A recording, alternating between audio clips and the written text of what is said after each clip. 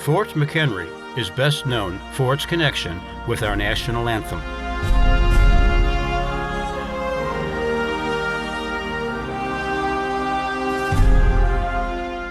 The battle was fought in 1814 on September 13th and 14th. It was the turning point in the War of 1812. 1 month earlier, the British had taken the capital and set fire to the White House. Francis Scott Key was in Washington at the time. Key was a well-known lawyer and poet. The day of the battle, he set sail for Baltimore to negotiate the release of a prisoner of war. His ship arrived in Baltimore Harbor as the battle was beginning. He needed to remain outside the harbor and watch the battle from there. As a poet, he likely imagined words to describe what he was seeing and feeling.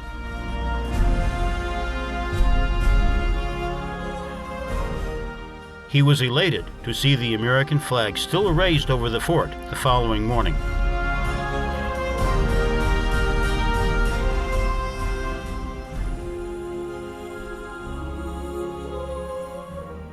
As he watched the British retreat, he recalled the events of the battle and took pen to paper to memorialize it for posterity.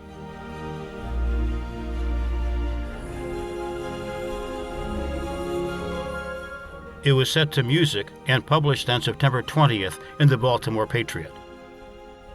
However, it was not until 1931 that Congress made it the official national anthem.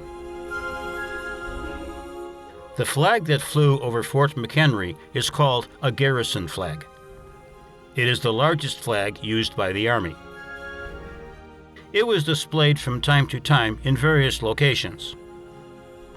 In 1874, it was displayed in the Boston Naval Yard. In 1914, Amelia Fowler restored the flag as best she could. In 1964, it was moved to the Smithsonian Institute Museum of American History.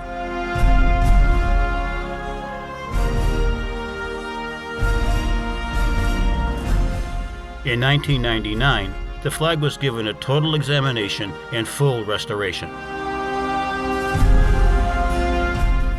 The massive size of the flag can be seen in this photo. Today, the flag is on display in a special 2-story display chamber.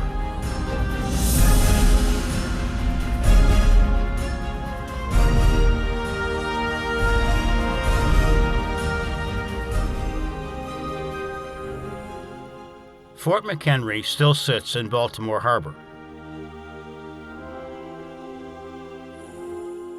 It is now managed by the National Park Service as a national monument and historic shrine.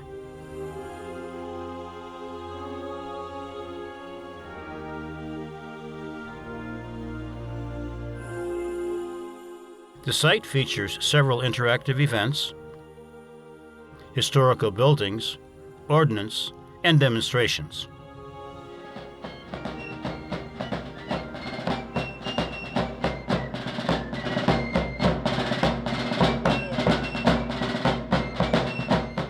Here we see young people being shown the proper manner to fold the flag.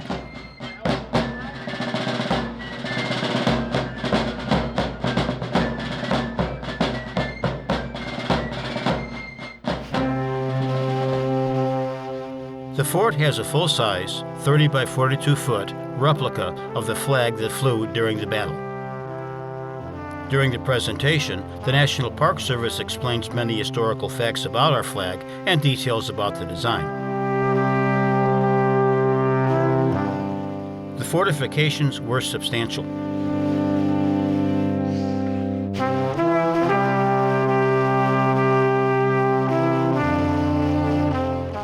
The ordnance included 23 cannon.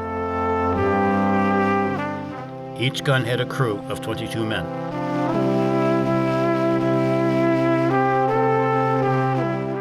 The gunpowder was stored safely in reinforced underground bunkers. If left in the open, An accidental explosion would have been devastating.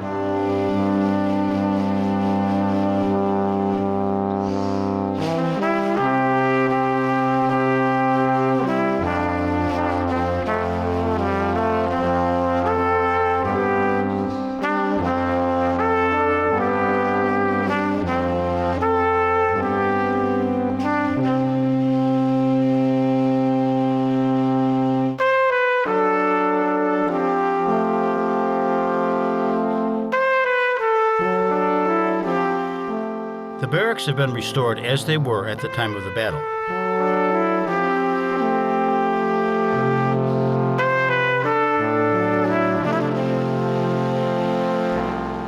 Many exhibits explain the battle and its significance to American freedom.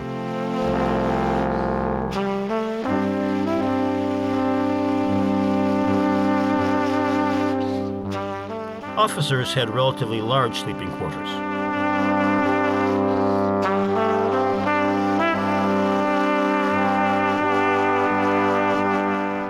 The volunteer soldiers' barracks were much smaller.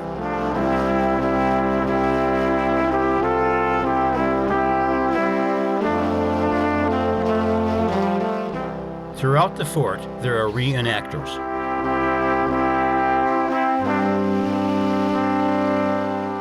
They are part of the living history aspects of the fort.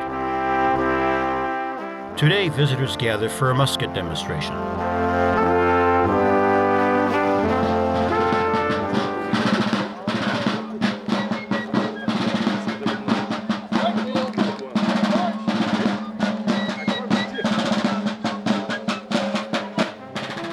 The sound of gunfire is very loud.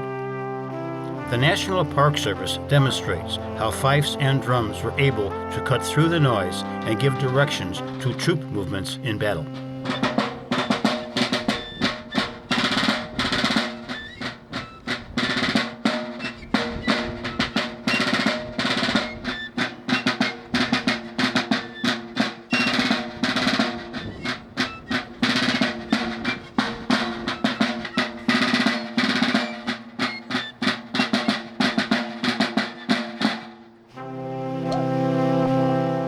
Visitors are then shown the 15 steps needed to fire a musket. Handle, cartridge. If it grabs that cartridge, tears it with its two front teeth. Prime. Shut, pin. Charge, cartridge. Draw, rammers. Ram down, cartridge. Return, rammer. Make ready. Take aim at high elevation. Fire. A highly trained professional soldier can load and fire 3 rounds per minute.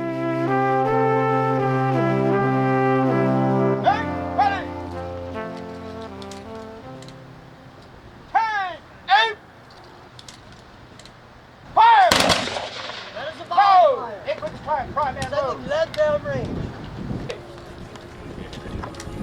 Hey, aim! Fire! Go!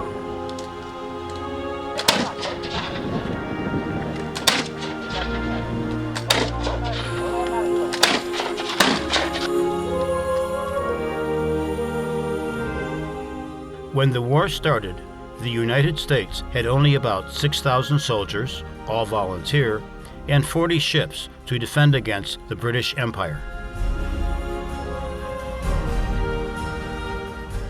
Had the brave soldiers not held the fort, we would have lost Baltimore, lost the war, and lost our nation.